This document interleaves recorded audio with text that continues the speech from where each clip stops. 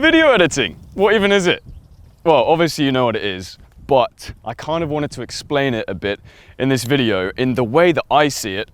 And I think if you look at editing in this way, it can really transform how you do it and therefore give you so much more creative freedom to be able to edit better, to be able to make cooler videos, to enjoy it more, and to just see where it fits in the whole filmmaking process. Okay, how does that sound? That sounds good to me. Welcome to Tarifa. Me and Yessie here, we just been to the gym.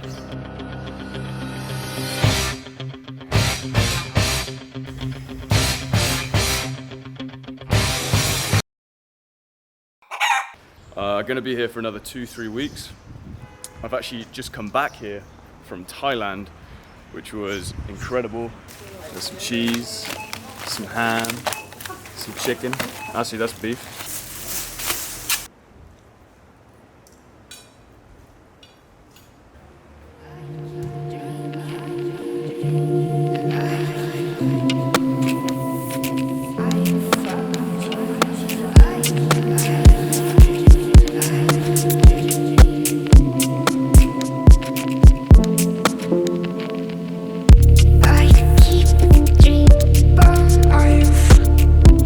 The way I view editing is I've got this kind of building site analogy that I wanted to share with you today.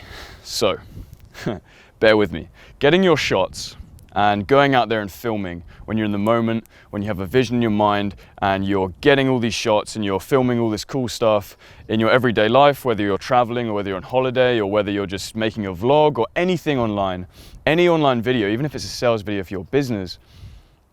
When you're out there and you're shooting cool stuff, you're essentially collecting the materials or the bricks to build a wall. So your film is your wall, right?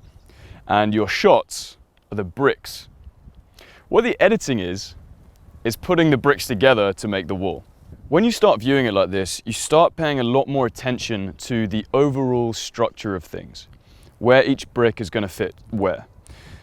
And it also allows you to break down the whole process and see where you can improve. Because if you have terrible bricks, you can still piece them together, but the wall's not going to be as strong, it's not going to be as good, it's not going to look so nice, and it's going to just be kind of, you don't want to pay attention to it, right?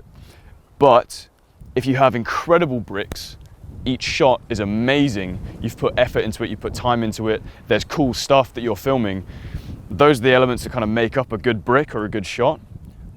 When you start having good shots and good bricks that you piece together in the editing, then your editing process becomes much easier because you have these such high quality bricks to just slot in and work with. Imagine a Hollywood feature film. Some lucky editor out there is editing the next Avengers or something like that, and every shot he gets in is just perfect, you know? The lighting's perfect, the delivery is perfect, because they put so much budget and such high time and energy into getting each shot. The editor just, I'm not saying it's an easy job editing one of these films, but he has a nice job of being able to play with all of these incredible shots. The hard part of that is deciding which one to use, you know, deciding the timings, all that good stuff. But for you, maybe somebody who's out there playing with a GoPro, playing with an iPhone, playing with a basic camera, and you kind of get into your edit suite and you have this bunch of shots that are shaky, that are kind of filming random stuff.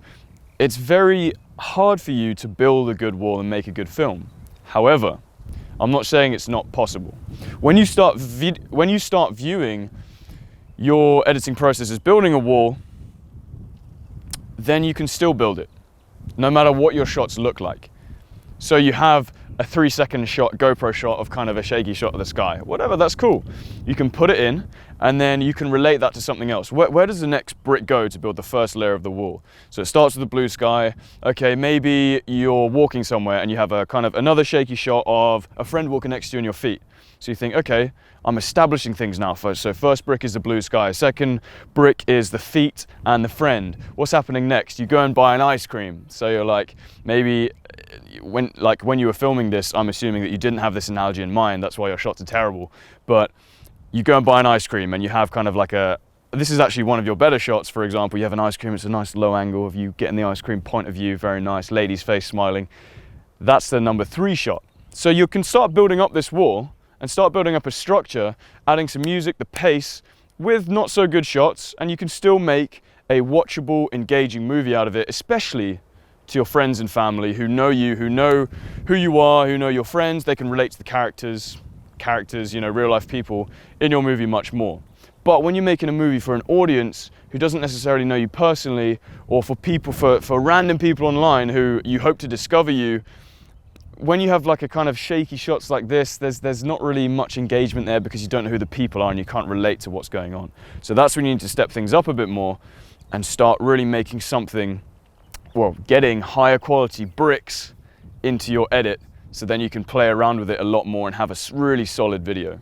But yeah, I just wanted to offer you that analogy as a kind of an editing process, or it's kind of really a shooting and editing process, because it allows you to improve. It allows you to get better at filmmaking in general, because you just think when you're in the edit suite, you're editing your shots together, one of your shots is all shaky and horrible and filming the ground, and you're like, okay, I wish this shot was just like locked off in a smooth, steady shot of the surrounding area. I wish I had that shot to put in there because it would make this whole sequence make so much more sense. And then you go out next time and you think, right, I'm collecting my bricks right now, my materials. How can I make this as easy a job for me as possible when I'm editing in the future? How can I get the best materials for myself to start piecing together? And then you're going to think, oh, last time I didn't get that shot, so I'm going to get this now. And that's how you get better and better over time.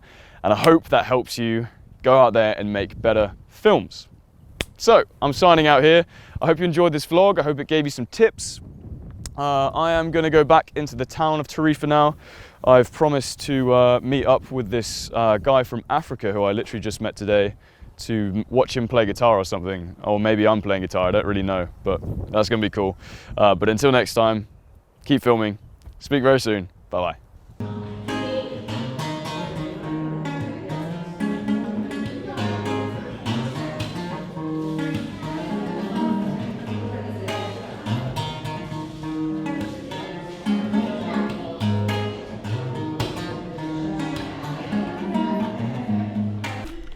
Cheers, man.